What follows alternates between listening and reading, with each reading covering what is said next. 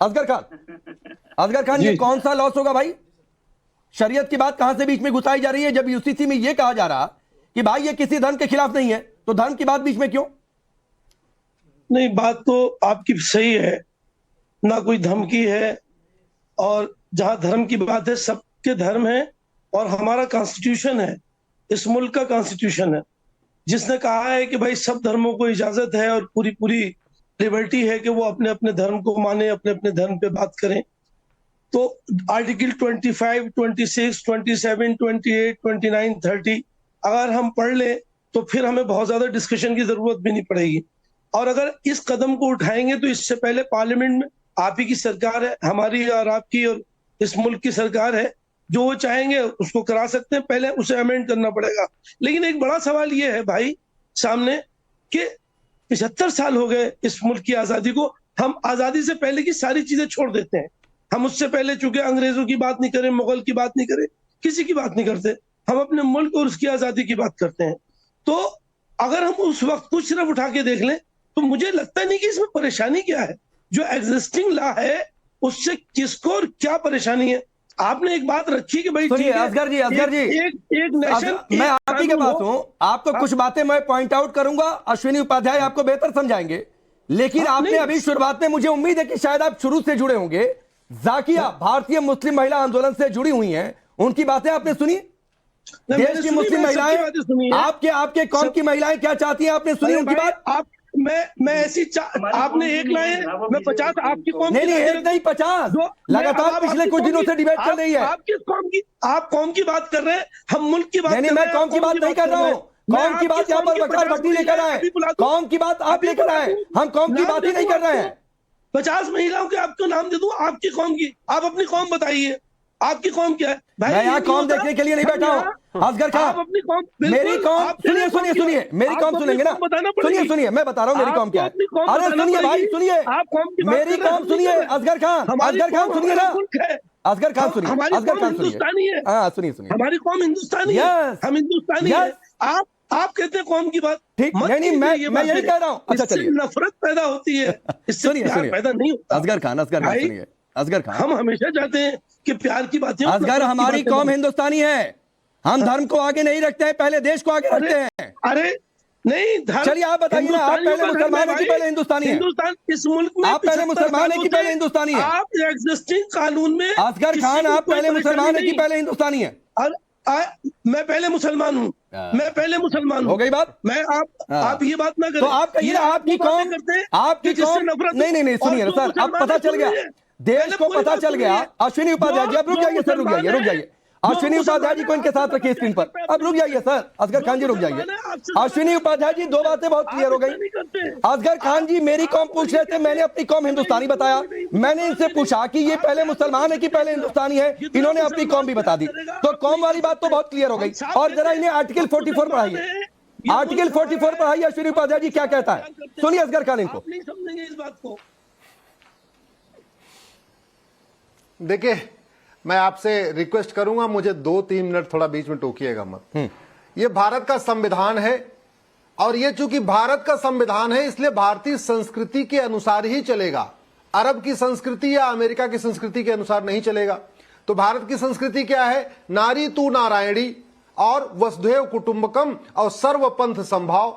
यानी ऐसा कोई व्यक्ति जो सभी इंसान को एक बराबर नहीं मानता, जो महिला पुरुष को एक समान नहीं मानता, वो संविधान की बात ना करे तो अच्छा है।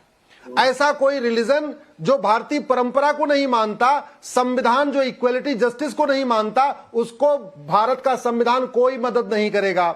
जो बार बार फिर आर्टिकल 25, आर्टिकल 29 की बात होती है, संविधान का आर्टिकल 25 रीतियों को प्रोटेक्ट करता है, कुरीतियों को नहीं। संविधान का आर्टिकल 25 और 29 प्रथा को प्रोटेक्ट करता है, कुप्रथा को नहीं।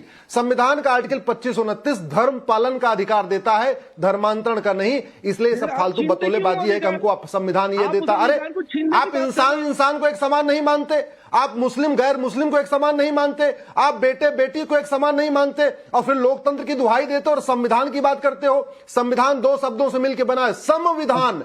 ऐसा विधान जो सबके लिए समान हो उसको कहते हैं संविधान। इसलिए तीन तलाक, हलाला, मुता, मिस्या, दारुल कज़ा, तहर्रुस, तलाके हसन, तलाके बाइन, तलाके किनाया, इन सब चीजों को संविधान इजाजत नहीं देता। सुनिए प्लीज, मैंने आपको टोका नहीं, प्लीज मैंने ध्यान से सुना। ऐसे बात नहीं बनेगी पांडे जी, ऐसे बात नहीं बनेगी। ठीक है, राकेश जी को रोकिए। असगर खान सर सुन लीजिए। आर्टिकल 14 असगर खान मैं अपनी बात कंप्लीट कर रहा हूं। सुनिए असगर खान एक मिनट सुनिए। असगर खान सुनिए सर सुनिए ना सर, सुनिए। हमने इसीलिए आज दर्शकों को बताया कि दो वकीलों को खासतौर पर बुलाया गया है ताकि बहुत सारी चीजें लोगों को क्लियर होंगी, एक नए एंगल से डिबेट होगी।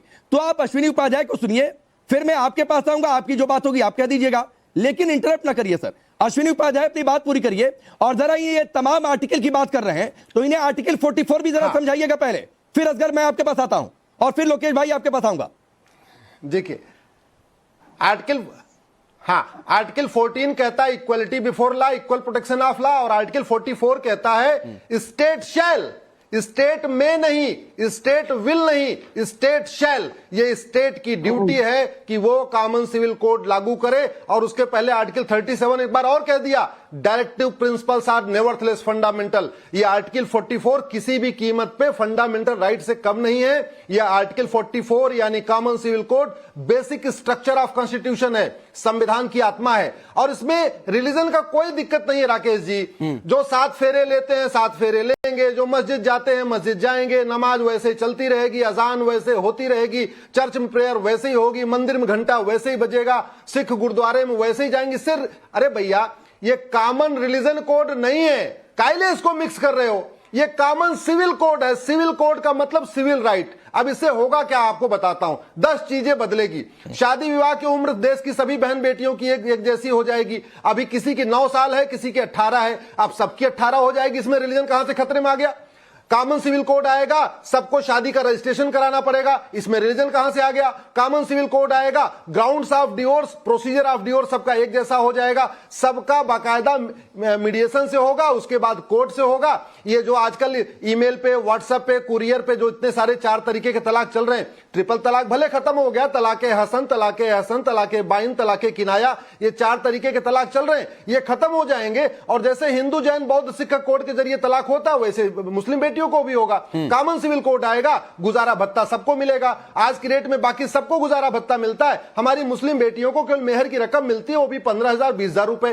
कॉमन सिविल कोड आएगा, सबको गोद लेने का अधिकार हो जाएगा, सबको विरासत का इक्वल राइट हो जाएगा, सबको वसीयत का इक्वल राइट हो जाएगा। एक पति एक पत्नी का नियम सब पे लागू हो जाएगा, हम दो हमारे दो सबके लिए हो जाएगा। पेरेंट्स केयर की राइट सबको एक जैसी हो जाएगी। तो कायदे से कॉमन सिविल कोड का जो सबसे ज्यादा बेनिफिट मिलने वाला है वो हमारी मुस्लिम बेटियों को मिलने वाला है। मैं दोबारा सर आपके पास आऊंगा, ये लोग दोबारा आऊंगा, और आगे हम इस बात की भी चर्चा करेंगे कि अलग अलग समुदायों की बातचीत हो रही है, कोई आदिवासियों की बातचीत कर रहा है, कोई लिंगायत बुद्धिस्ट की बातचीत कर रहा है, इस पर भी मैं अश्विनी उपाध्याय से समझूंगा।